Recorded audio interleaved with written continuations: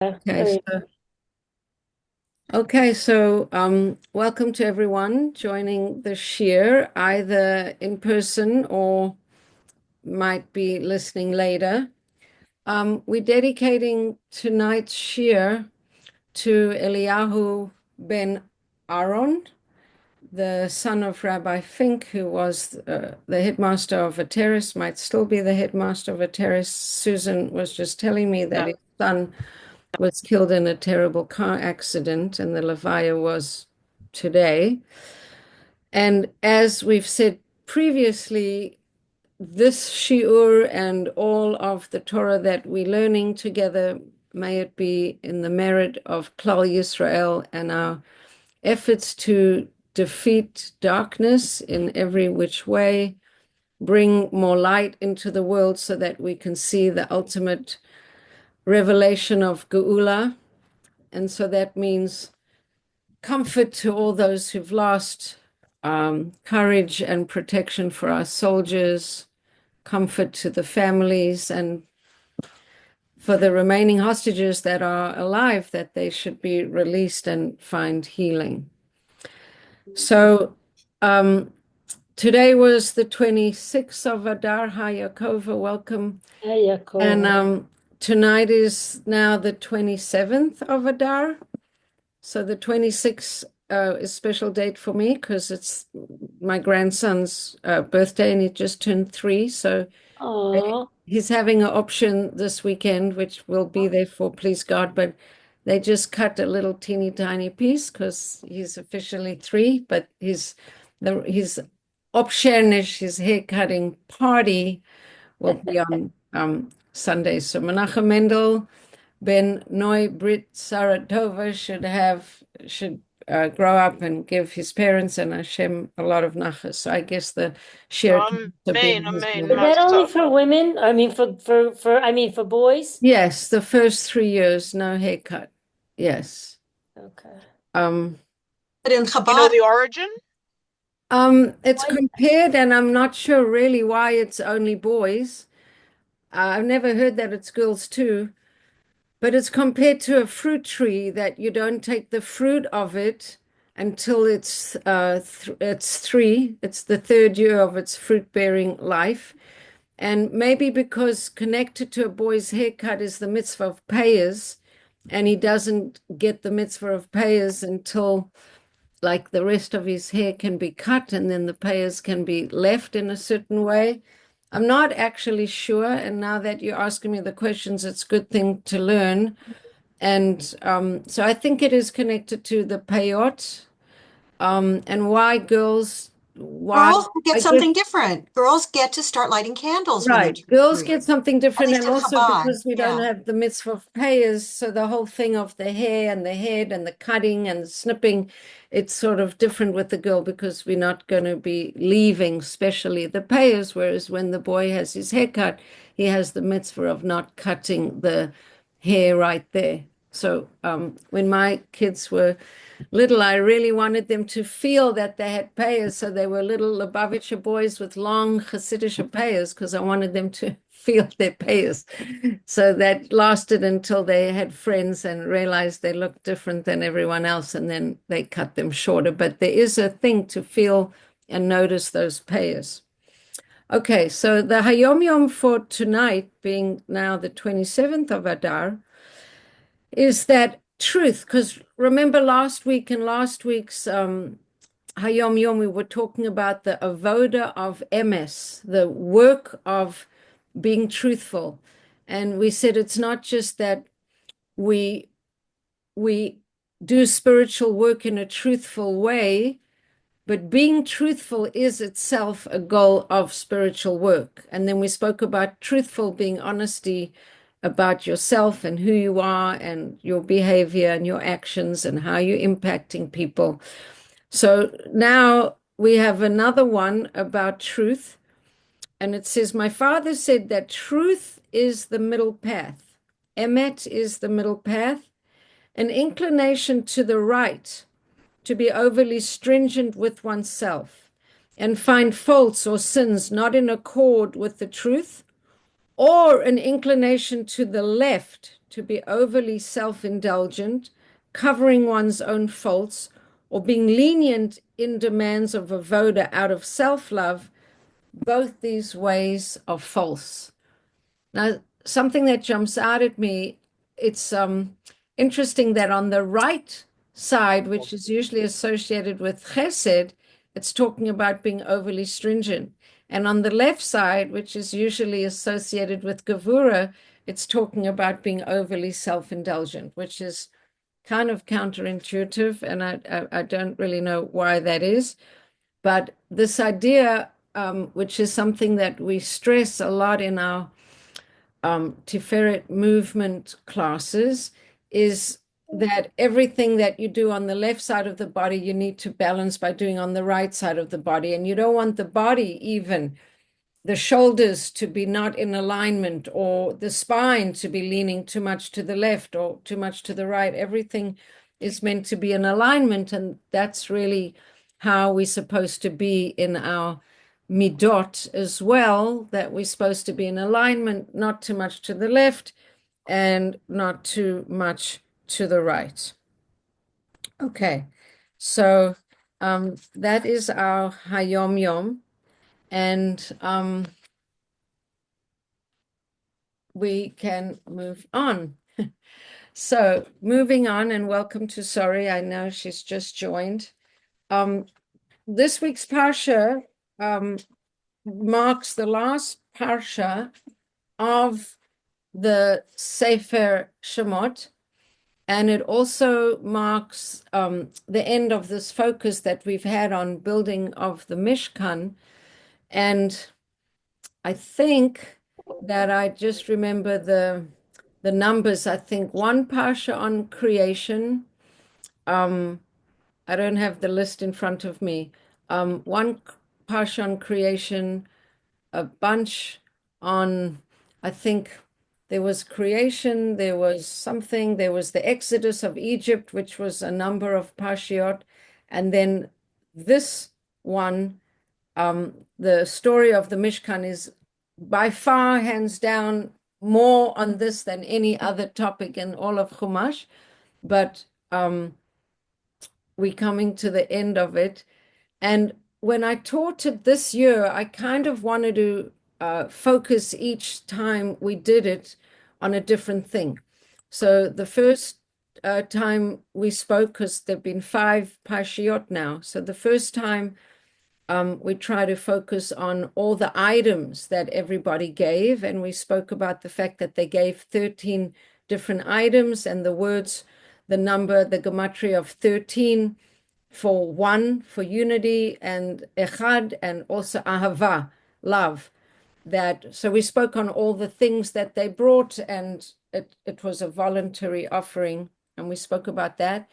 And then I think we had Purim, and then we spoke about, last week we spoke about the items, the objects that were fashioned. We spoke about the golden mizbeach for the incense, the ketores. We spoke about the shulchan that had the 12 loaves of bread connected to the 12 tribes with the frankincense on the top of the loaves. We spoke about the menorah. We spoke about the washing of the hands and feet, the kior. We did that. We spoke about the outside mizbeach, which was the mizbeach of ketores, copper for the animal sacrifices on the outside, and then the golden, the Aaron in the Kodesh HaKadoshim, connected to the heart of a person. And we spoke about that process of walking from the street, so to speak, into this big chatzer, this big courtyard, then offloading the animalistic part of oneself on that mizbeach of copper, then washing the hands and the feet, kind of cleansing oneself, and then the ketores, clarifying and clearing the mind, opening the third eye, the shulchan being something to elicit gratitude, the menorah, inspiration, and then in the Kodesh HaKadoshim, and each time you're going to a more holy place, there's a screen and a curtain. So from the outside to the Kodesh, there's a screen, and then from the Kodesh to the Kodesh HaKadoshim, there's another screen. And then you come into the Kodesh HaKadoshim, the Holy of Holies, where there was the golden box, the Aron with the Keruvim, the angels on the top, and how in our own personal process, that's like going into hisbodedus, into private time with yourself, a meditative moment, going somewhere where you're not going to be disturbed, whether it's into your private bedroom or into the forest, where you have a one-on-one with Hashem. That's kind of our access to an experience that's connected to this Kodesh HaKadoshim, the Luchot, written on our own heart. So then we connect to our own inner self. So what I wanted to do today, which we really didn't do yet, was focus on the clothing of the Kohanim,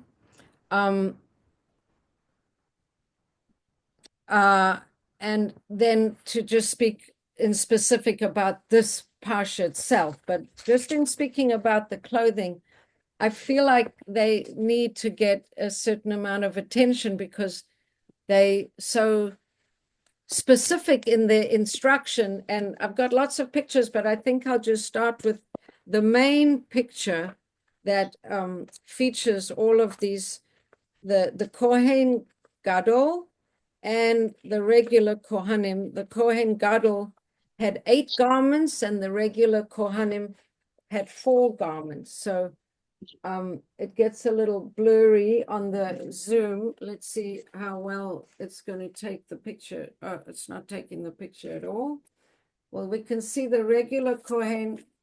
I wonder if I put light The on regular it. Kohen. It's going to be up. Yeah, there's the regular Kohen, but it's Yeah, we could. not very much in focus. I wonder why, because last time it was in focus. Yeah, last week it was Oh, very there good. we go. There we go. Yeah, but you can't move. Yeah, well, I'm just going to show you. So the For a regular second, Kohanim right. has that white tunic, a sash, a white a turban. He's got pants, little like short pants underneath. So he's got 4 garments. And the Kohen Gadol has those same 4 garments, but he has an additional 4 garments. He has a golden sort of bandana, which says Kodesh Lashem on his bandana. Then he has that the blue tunic that goes over the white tunic, and then an apron that has straps over the shoulders, and each strap has like a piece on the shoulder that has certain words written on it, and then the breastplate with the 12 stones written on that corresponding to the 12 tribes. So obviously I can't stand here like that, but everyone can see those 2 basic illustrations, right? Yes. Okay. Yes. Yeah. So I'm going to share an essay that's written by Jonathan Sachs, and it's a beautiful essay, and I'll reference you to it if you want. If do you want to read it while I'm reading it? Should I put it on the screen? I can, if you would like me to. Yes. Okay. Let me see if I can find it. If it's still here. Here, dressing. Okay. So here is the essay, and yeah, so I'm going to read it and I might skip and stop and whatever, but there's a nice picture of the Kohen Gadol, and there he's in front of or standing next to the golden altar of the Ketoris. Now, we didn't stress this before, but because I've started getting very interested in plants and their properties, it's worth mentioning that all the plants that were used in the Ketoris, all the herbs, have a property that their smoke goes straight up in a straight line. So some herbs, when they burn, the smoke kind of distributes, but the herbs in the Ketoris went straight up in a column. So now I'm not sure. That might be my friend Dina Bracha calling in from Maine, but I'm not sure. But if it is, welcome. And if it's not, if it's someone else, welcome. If it's Melissa, welcome. I don't recognize the phone Melissa. numbers, so No, it's not but Melissa. whoever it is, welcome. Okay, so we're talking about the whole idea of Where's the Melissa? importance when it comes to the Mishkan of the dress and the clothing. And obviously they had to be woven and especially created by people, skilled craftspeople. There's a lot of effort and a lot of detail about this clothing. So let's look into it a little bit more. So in Pashas, Rafa, can I just ask? Oh, never mind. yes. I just was going to ask about these herbs that you were talking about. Wait. You're Is very it unclear. I only? can't hear you. I said when you were bringing up those herbs that you became interested in, you said some of them the smoke would go straight up, No. and some of I'm them. saying in the Katoris. In the Right, Katoris, only in the all Torah. the ingredients of the Katoris, all the plants, one of the things was that when they burnt, the smoke would go straight up. Not all herbs do that, but these ones had one of their characteristics was that the smoke went straight up. But It went you straight started up and bringing up then that it dispersed. no, I understand. But you said you became interested in plants, and is it did those really do that? If you were No, growing up now, I'm not focusing specifically on the ones from the Katoris. No, just generally. Okay. So, so Someone's swimming. move ahead. So in Parshas Tetzaveh, we learn more about the role of the priests.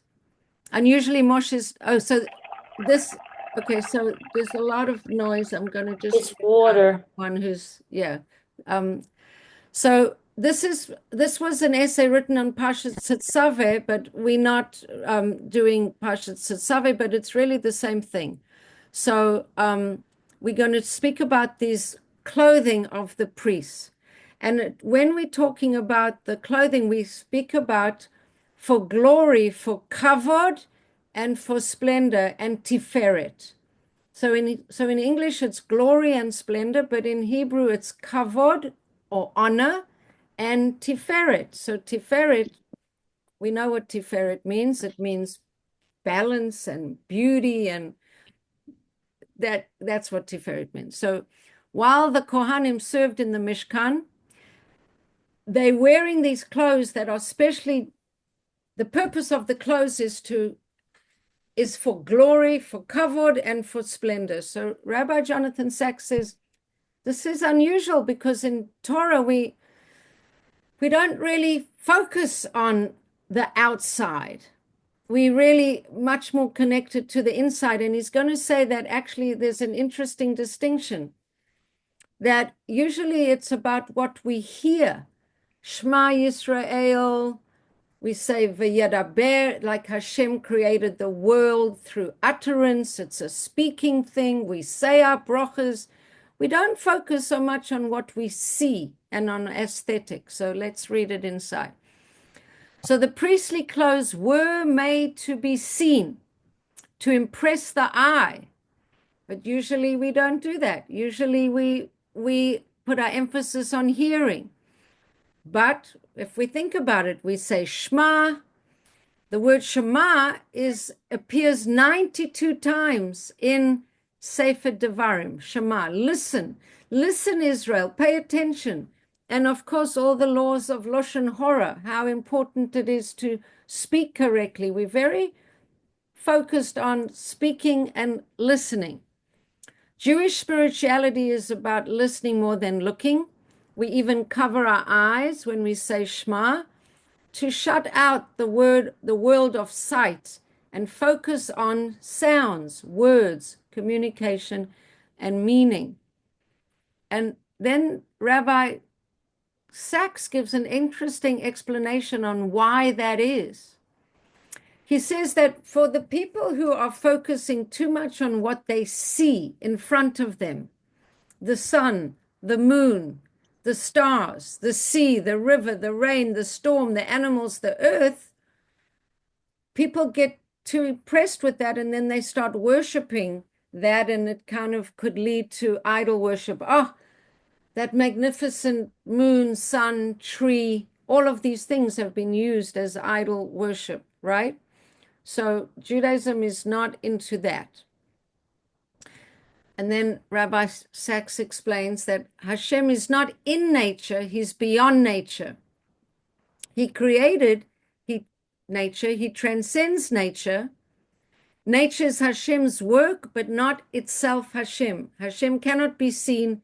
He reveals himself through words.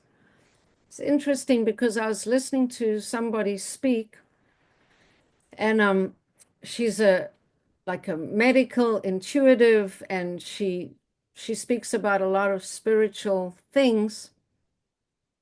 And she said the following thing. She said, everything that's important to you in your life, you cannot see. You cannot see faith. You cannot see love.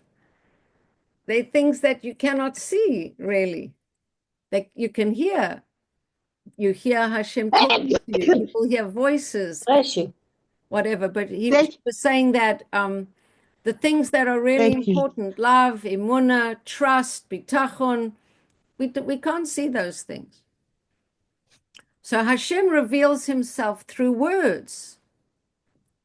Especially in the creation, we say everything in the world comes to being through his words. That's why the after bracha, the blessing after we eat anything, the blessing before we eat something, we say shehakol nihiyeh bidvaro, that everything came to be through his words. So the Mishkan and later the Beit HaMikdash were exceptions to this. The emphasis was on the visual. And a key example is the priests and the high priest's sacred clothing, the big day Kodesh. And the clue of why they have to be so beautiful is again this idea for kavod and tiferet, for glory and honor and beauty, aesthetic beauty. They created an atmosphere of awe and reverence because they pointed to a beauty and grandeur beyond themselves.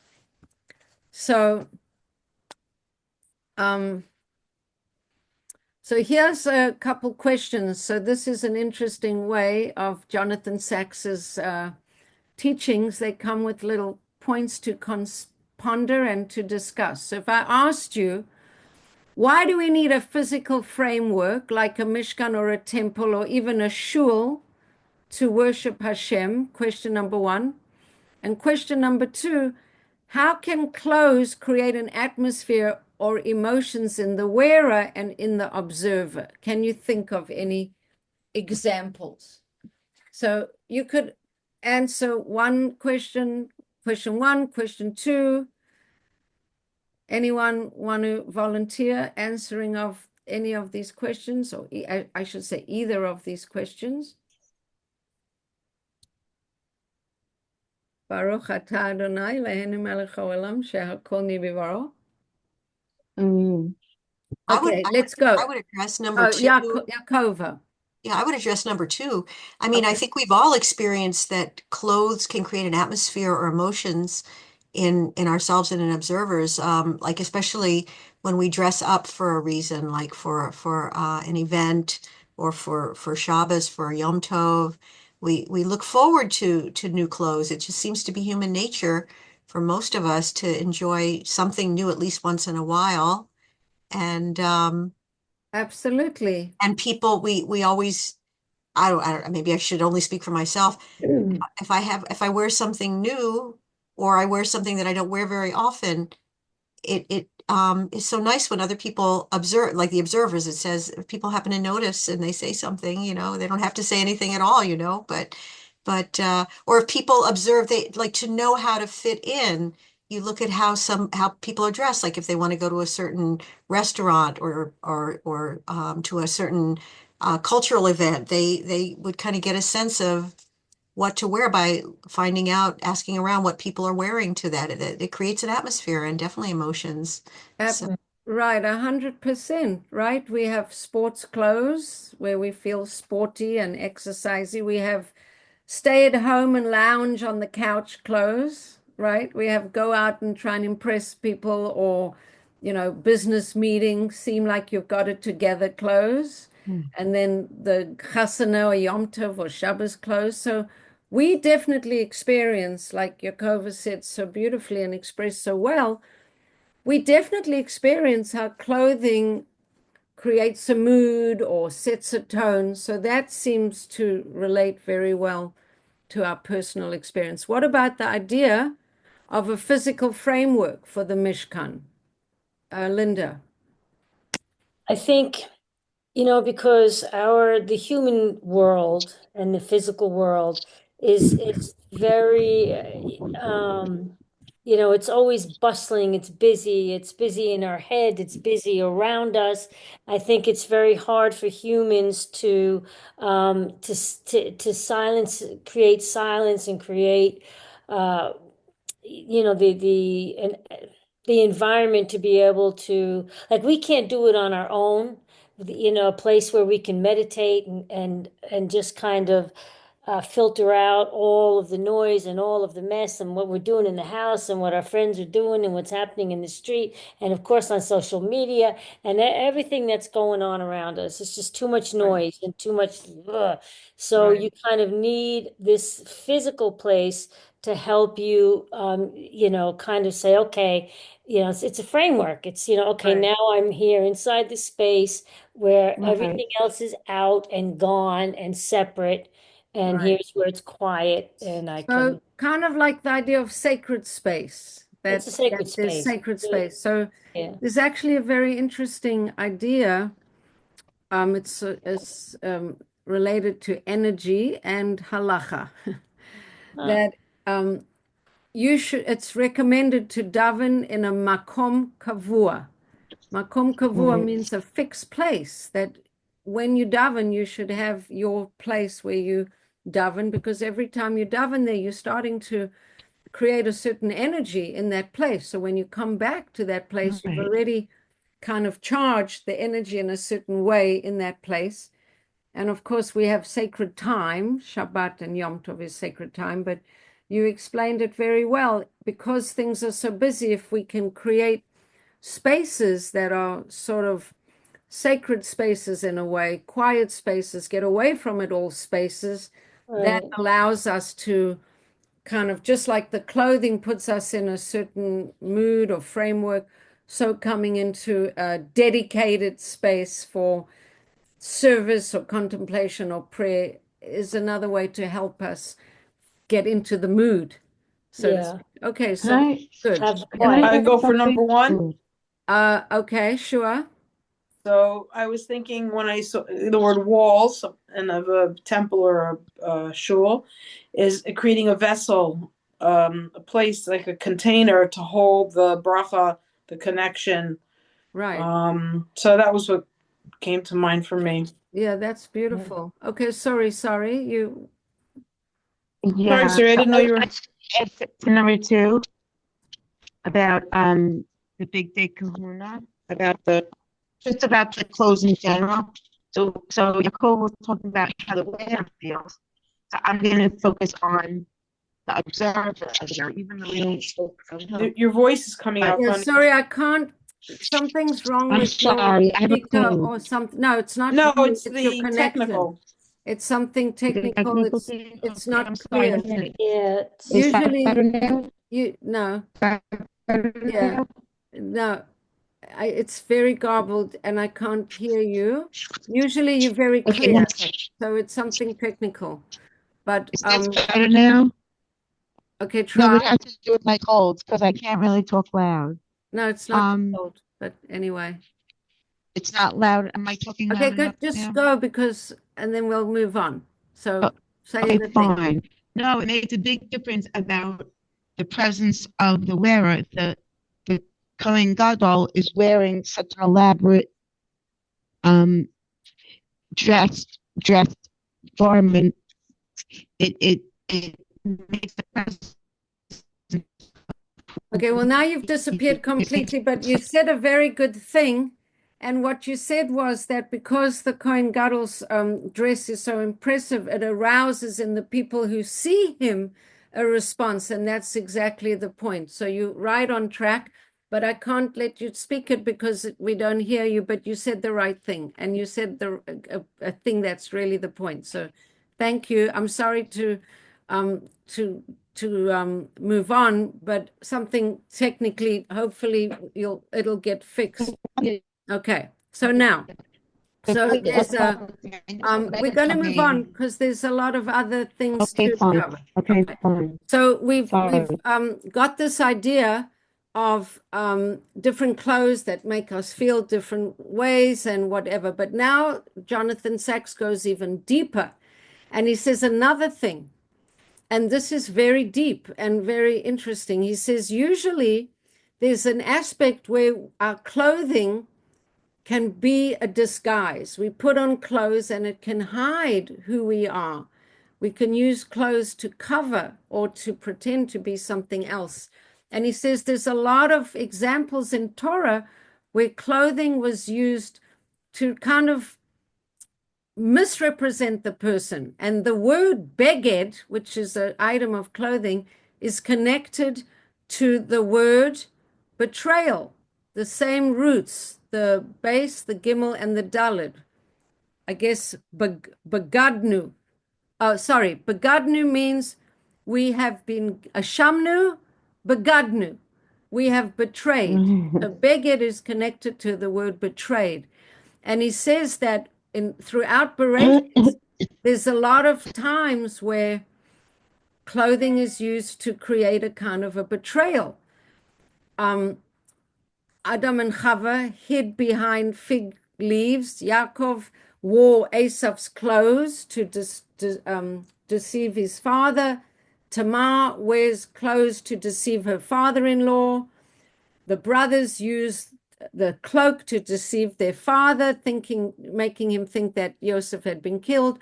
Potiphar's wife uses Joseph's cloak to frame Joseph with his false accusation. And Joseph even uses the viceroy's clothing so that his brothers shouldn't recognize who he is. So Rabbi Sachs says it's very unusual now that we got this focus on externality and on clothes and on physicality and on, beauty and honor, beauty and kavod, honor and beauty and tiferet. So he says clothes usually are something superficial, not deep. And so what's going on here? And then he says that also there's a uniform here. It's not an individual thing. All the Kohanim wore certain clothing, and the Kohen Gadol always wore a certain, those additional 4 items. And it says that basically, and prophets didn't have to have any kind of clothing. So he says that the idea of kavod had always been only to Hashem, but now human beings are sharing Hashem's kavod. And I think that that's maybe the thing that becomes different here, that the Kohanim are dressing to give kavod to Hashem because the Mishkan is the physical representation. We said it last week and we said it the week before, that the Mishkan is parallel to the creation of the world, right? Hashem created the world and it was all good and wonderful. And then the Mishkan is our parallel response. So the way Hashem has glory and Hashem has kavod and Hashem has beauty. So this is being represented in the Mishkan. So it also, for anybody who has a particular connection to the word Tiferet, such as I do, when they talk about the clothing of the Kohanim, it's the first time the word Tiferet is used. And the word has a sense of splendor and magnificence. It also means beauty. But listen to this. This is where it gets exciting. It introduces a dimension that we have not encountered explicitly before, which is aesthetics. Now, I love this essay because here, Jonathan, Rabbi Doctor, I guess, Rabbi Dr. Sachs, Oliver Shalom, is talking about the value of aesthetics. And I don't think I've ever really gone to too many shiurim talking about the value of aesthetics, of things being beautiful and harmonious. And he's talking about that here, and it's very nice. He says we've encountered many times moral beauty. For example, Rivka being kind to Avraham, servant, to Eliezer. And we know that Sarah, Rivka, and Rochel were very beautiful. They were described as beautiful. Even Yosef was described as being very beautiful. But the Mishkan and the Avodah in the Mishkan is the first time that there's a value to aesthetics, to beauty of craftsmanship and beauty of the visuals. There's a lot of effort, the clothing. Let me just see if I can show you a picture of just the apron that was worn by the Kohen. It has, I mean, I don't know if it's going to show up, but this isn't going to work. The cloth was made out of these threads that were multiple colors, and Linda will be interested in this. Some of the fabrics had one picture on the one side of the fabric woven and a different picture on the other side simultaneously. They wove it that there were two different pictures. A lot of detail to the aesthetic. So That's a lot of skill. That's a lot of skill. Yeah, really. That way.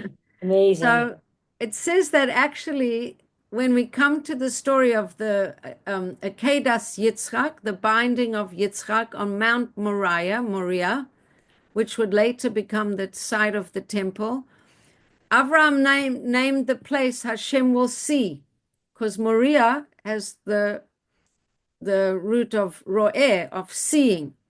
That is why it's said today on Hashem's mountain, he will be seen. And now we're getting this emphasis on vision, visuals. And the temple would be about seeing and being seen.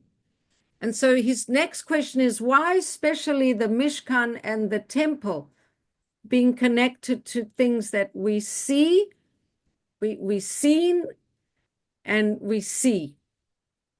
And then he says that, and he's connecting it to the idea of the golden calf, that people wanted to see a tangible thing.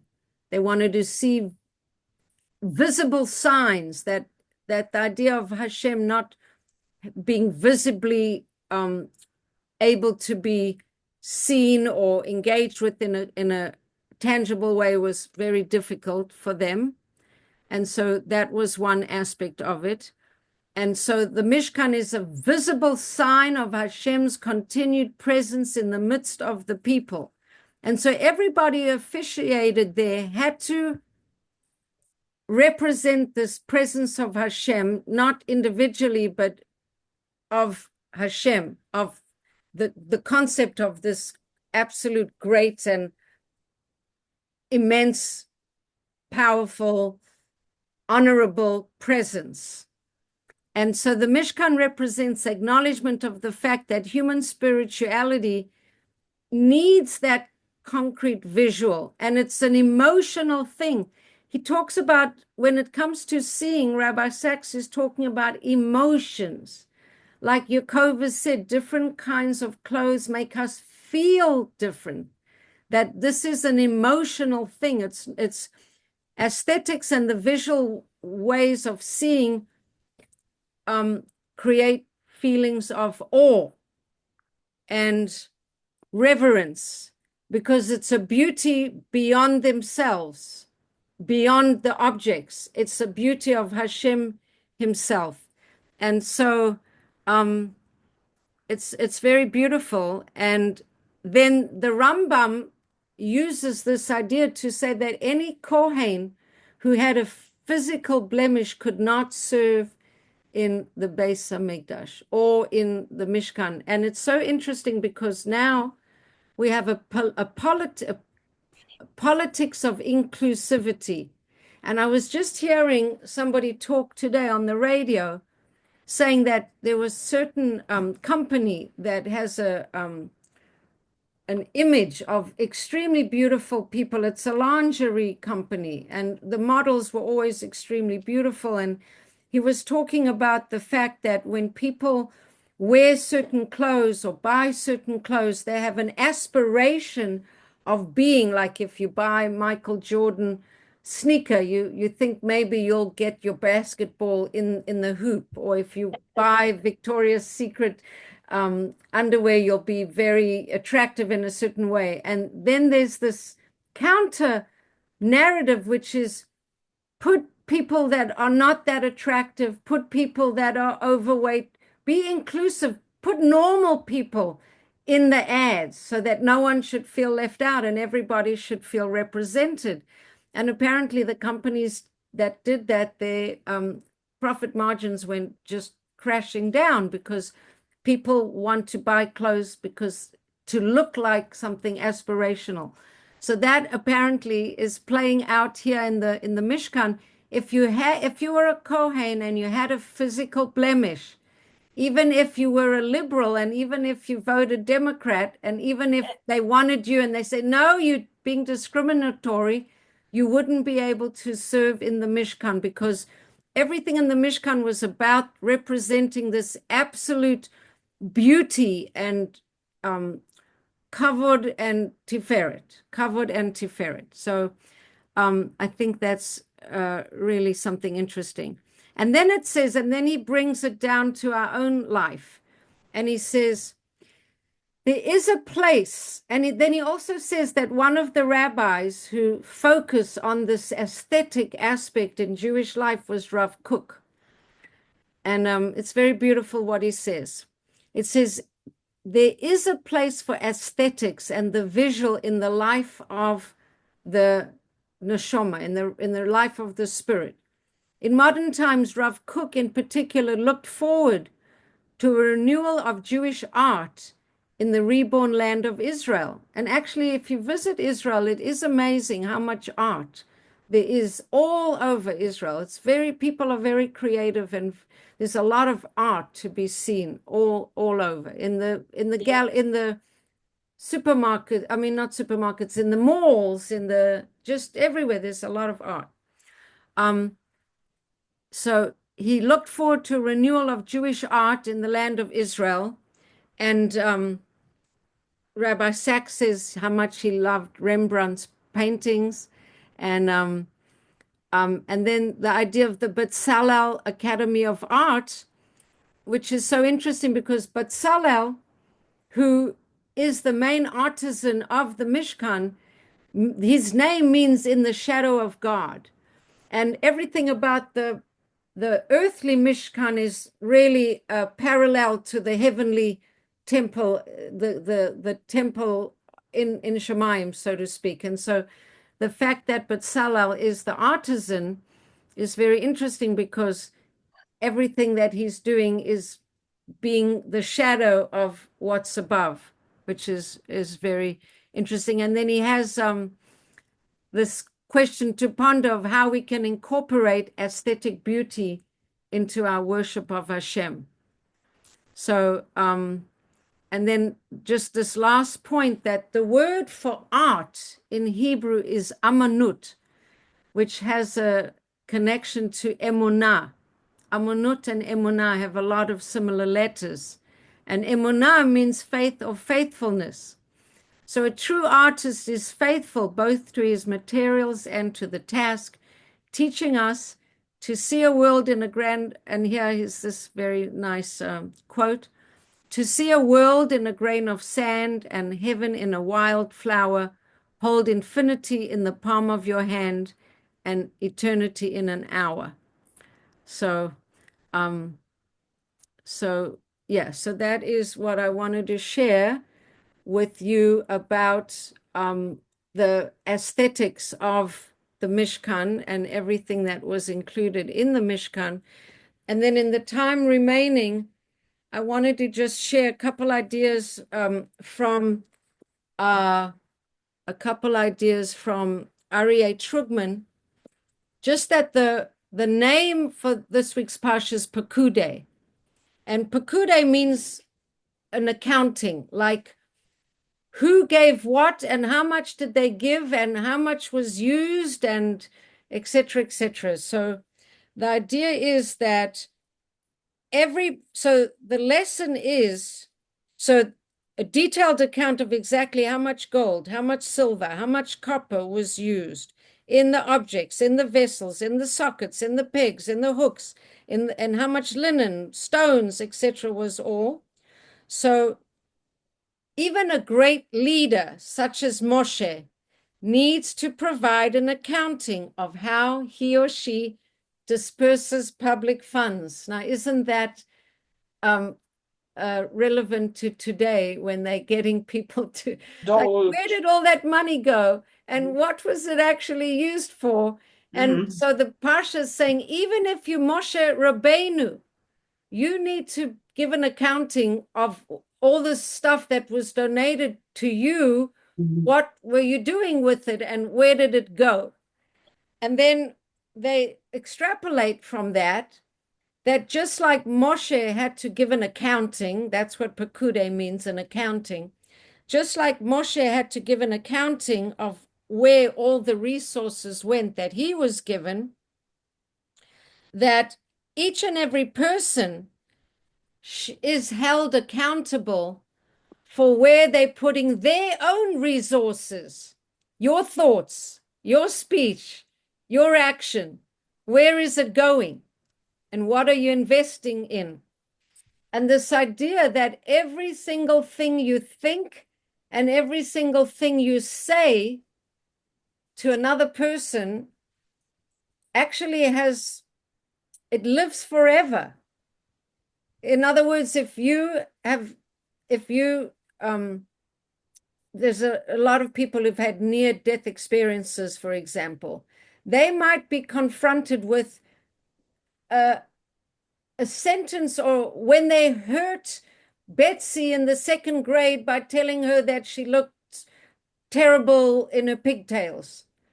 That exists for eternity. And you might come, to your life review and be experiencing how Betsy felt when you said that to her, because everything exists forever. Every thought, every action, and every word that you say. So, not to make you nervous, but the idea of to take responsibility for what you say to people, how you act towards people, because everything, as they say in Pirkei Avot, everything is written down. There's an eye that sees and an ear that hears, and it's all written down in a book. And then if you go on YouTube and you Google near-death experiences, you literally see people talking about how they have a life review and they are looking at all of their deeds and how it impacted people that they interacted with. Pretty awesome. And there it was in Pirkei Avos for us to learn all those hundreds of years ago. So that's the one thing about being accountable for your behavior and your things. And the last thing is that what actually is focused on in this parsha is the putting up of the Mishkan, the erecting of the Mishkan. And Moshe took it down and put it up. And then he took it down and then he put it up. And then he took it down and then he put it up. And he took it down 7 times. And on the 8th day, it got consecrated. So there's on the day of the first new moon, on the first day of the month, you shall raise up the Mishkan, the tent of meeting, the Mishkan, and it was erected on the first day of Nisan, on Rosh Chodesh Nisan. And it says that Moshe erected and dismantled it during the whole previous week. And but on Rosh Chodesh Nisan, it got inaugurated. In other words, it's all those other times were like practice times. So there's an idea here that if at first you don't succeed, try again. That 7 times that tzaddik falls, but he gets up again. So the idea here is that any person who's trying to do something, including tzaddikim, that you don't give up. That really one of the qualities of true tzaddikim is the ability to rise themselves up, to kind of try again, no matter what the circumstances are. And the idea that the Mishkan was erected and dismantled and erected and dismantled 7 consecutive days is teaching us the same thing. And it's not just a paradigm for creation, but for the human psyche, that we go through constant ups and downs and facing challenges and tests. And then the fact that on the 8th day, which we know already, is the day connected to transcendent of nature.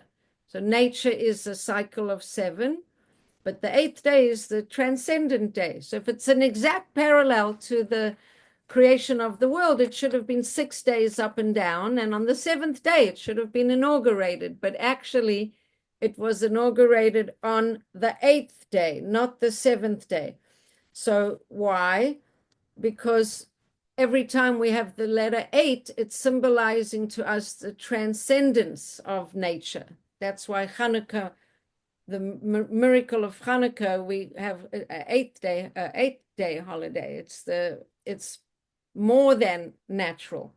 So the 8th day symbolizes the essence of the Mishkan, an additional transcendent level where the human soul rises above the limited boundaries of the finite world to relate directly to an infinite God. And so the Mishkan is connected to the transcendent aspect of life. And that really brings a close to the 2025 focus on the Mishkan in all its details, at least some of its details. There's so many details that we could learn it all over again next year and say nothing and just say all new things, because there's so many details about it. And I think what we did so far was a fairly general overview of what was donated, a general overview of the items and the different objects a general overview of the experience, a general overview of the clothing, a general overview. There's so many more details, but got to start. But I think that was a solid. How do you feel? Do you feel like you got more of an idea of the Mishkan and its details and its relevance and its place in our Masorah, in our tradition? Because I hope so. Because it's the thing to go away with, the take home, is the one line that is quoted so many times in Chabad teachings on the Mishkan, and that is Asu li mikdash v'shachanti betocham. Build me a mikdash so that I may dwell amongst them. And then Chabad always stresses all the many teachings in Chabad. That means in each one of you. And then this idea that you build a Mishkan in your own heart, you build a Mishkan in your own self, that you become the Mishkan, you become the Kohen. You got to, the same way that the Kohen dresses for kavod and tiferet, we all are Kohanim, so to speak, because it is said that the whole nation of Bnei Israel are a nation of Kohanim in relation to the rest of the world. right? In relation to all the Yidden, we have some people who are Kohanim and some people who are not. So the Kohanim were selected for spiritual service. But in relation to the whole world, we are all a nation of Kohanim. We are the nation that representing Hashem in the secular larger world. So the same way that the Kohanim have to dress for kavod and tiferet, for honor and aesthetically harmonious and pleasing.